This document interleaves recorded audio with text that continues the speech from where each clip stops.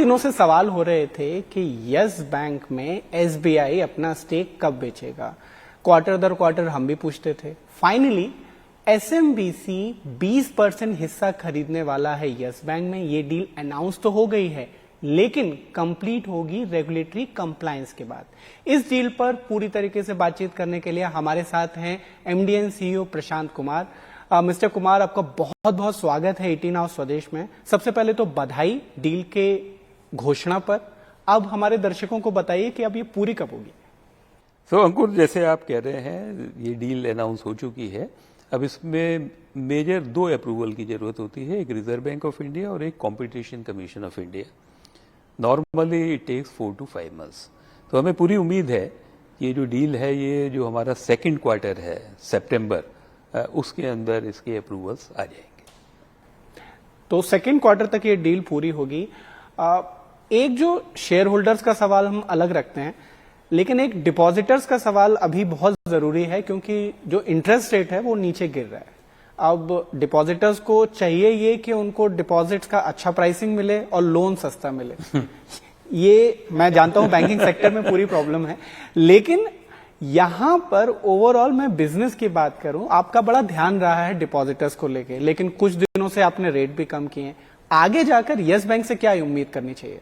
देखिए, हम अपने डिपॉजिटर का जो ध्यान रखना चाहते हैं, वो खाली इसलिए नहीं कि हम ज्यादा रेट ऑफ इंटरेस्ट दें जी, हमारी सर्विस की क्वालिटी हमारे डिपॉजिटर को किस तरह मिले। तो मेरा हमेशा ये विश्वास रहा है कि किसी भी बैंक के लिए अगर हमें अपने डिपॉजिटर्स का ट्रस्ट और कॉन्फिडेंस जीतना है, तो वो खाली रेट ऑफ इंटरेस्ट से नहीं आता। अगर आपकी सर्विस क्वालिटी अच्छी होती है तो डिपॉजिटर आपके पास जरूर आएंगे। पिछले 5 साल में ऐसा नहीं है कि हमारे खाली हमने ज़्यादा रेट ऑफ इंटरेस्ट रखे। जैसे अगर आप देखें तो पिछले 18 महीने में हमारी कॉस्ट ऑफ डिपॉजिट सेम रही है, जबकि सारे बैंकों की कॉस्ट ऑफ डिपॉजिट बढ़ी है। पर हमारा पूरा फोकस रहा है अपनी सर्विस क्वालिटी पे। तो आगे आने वाले समय में भी हमें चाहेंगे कि यस बैंक एक अपना ऐसा स्थान बनाए जहां पर हमारे डिपॉजिटर्स को लगे कि इससे बढ़िया बैंक कस्टमर सर्विस के लिए नहीं हो सकता। लेकिन एक अच्छी खबर आपने खासकर शेयर धारकों को जरूर दी है। वहां पर ये डील चूंकि अब अनाउंस हो गया है, स्टॉक्स में भी तेजी हुई है, लेकिन एक सवाल यहां पर जो सबके मन में आ रहा है कि यस बैंक में क्या चेंज होने वाला है। जो पैसा मिलेगा वो तो शेयर होल्डर्स को मिल रहा है, एसबीआई को पैसा मिल गया, एचडीएफसी बैंक को पैसा मिल गया, यस बैंक को क्या मिला? देखिए, यस बैंक को जो मिला उसके अंदर आप देखें कि एसएमबीसी जापान का दूसरा सबसे बड़ा बैंक है जी। वर्ल्ड के अंदर भी इनका 15वां नंबर आता है। इनकी 56 कंट्रीज में प्रेजेंस है। इनके 2 नॉमिनी डायरेक्टर हमारे बोर्ड पर होंगे। तो इनकी जो ग्लोबल एक्सपर्टीज है और ये गवर्नेंस के लिए they are known as one of the best. तो इनके 2 नॉमिनी डायरेक्टर हमें काफी मदद करेंगे हमारी स्ट्रेटेजी फॉर्मुलेशन में और बैंक को आगे कैसे ले जाना है।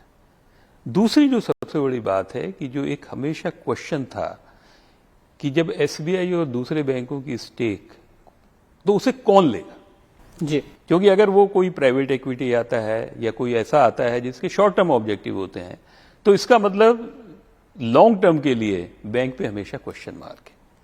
इस 20% डील के साथ ये बहुत क्लियर हो गया है कि एक बहुत बड़ा स्ट्रेटेजिक इन्वेस्टर बैंक में आया है, जो एक बहुत लॉन्ग टर्म व्यू के हिसाब से बैंक को देखेगा, बैंक के बिल्डअप में अपनी पूरी मदद करेगा और बैंक को जब भी कैपिटल की जरूरत होगी वो हमारे साथ खड़ा है।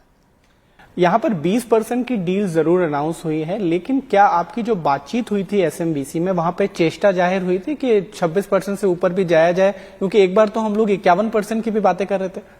देखिए, न्यूज़पेपर में मैं भी न्यूज़पेपर पढ़ता हूं, बहुत सारी बातें होती हैं, पर ये सब स्ट्रेटेजिक कॉल जो है वो एसएमबीसी को लेनी पड़ेगी। पर आज की डेट में 20% इन्वेस्टमेंट से वो हमारे सबसे बड़े शेयर होल्डर बन जाते हैं, जो कि एक बहुत ही सिग्निफिकेंट ट्रांजैक्शन है बैंक के लिए।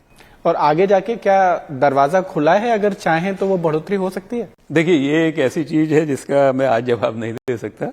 ये उनकी इंटेंशन, क्या उनकी स्ट्रेटेजी है and how this would be seen by regulator. तो ये एक चीज जो है ये आगे फ्यूचर में किस तरह रोल आउट होगी वो देखना पड़ेगा।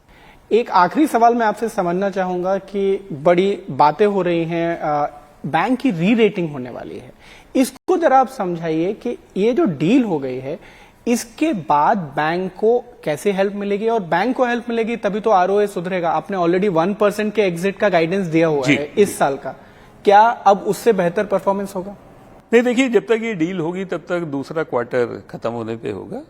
हर चीज को थोड़ा सा समय लगता है, पर डेफिनेटली अगले आने वाले समय में जो हम उम्मीद कर रहे थे कि 5 साल में हम 1.5% आरओए को पहुंचेंगे, उसमें डेफिनेटली जो स्पीड है वो एक्सेलरेट होगी। ओके, और जहां तक हमारी री रेटिंग की बात है, री रेटिंग के बाद बहुत सारी बिजनेस अपॉर्चुनिटीज बैंक के लिए आ जाती हैं। क्या अंतर्राष्ट्रीय शाखाओं में कुछ बढ़ोतरी होने वाली है? ये बहुत अर्ली है।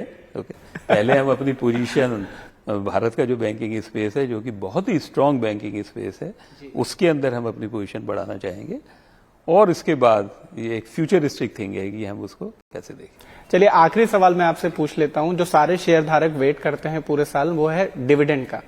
अब उनको बड़ा उम्मीद लग रही है कि इस बैंक से तो कुछ अब मिलने वाला है, अब तो डील भी हो गई है, क्या वो उम्मीद लगानी चाहिए? देखिए, उम्मीद रखने में तो कभी कोई खराबी नहीं होती, पर जरूर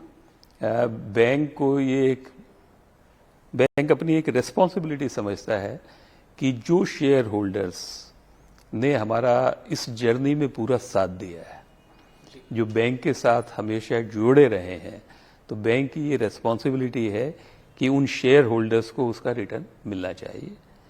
हम इसी दिशा में पूरी तरह काम कर रहे हैं, पर आपका जो स्पेसिफिक क्वेश्चन डिविडेंड का है, उसका मैं ये जवाब नहीं दे सकता। पर एक जरूर मैं अपने शेयर होल्डर्स को बताना चाहूंगा कि पूरा बैंक अपनी तरफ से पूरी तरह से ये काम कर रहा है, और ये डील भी उसका एक हिस्सा है, जिसके अंदर हम अपनी बेस्ट परफॉर्मेंस दें और हमारे जितने भी स्टेक होल्डर्स हैं उनको सबको इसका लाभ मिले। चलिए, बहुत बहुत शुक्रिया हमसे बात करने के लिए, और एक बार फिर से आपको बहुत बहुत बधाई ये बड़ी डील को पूरा करने के लिए। बहुत बहुत धन्यवाद अंकुर।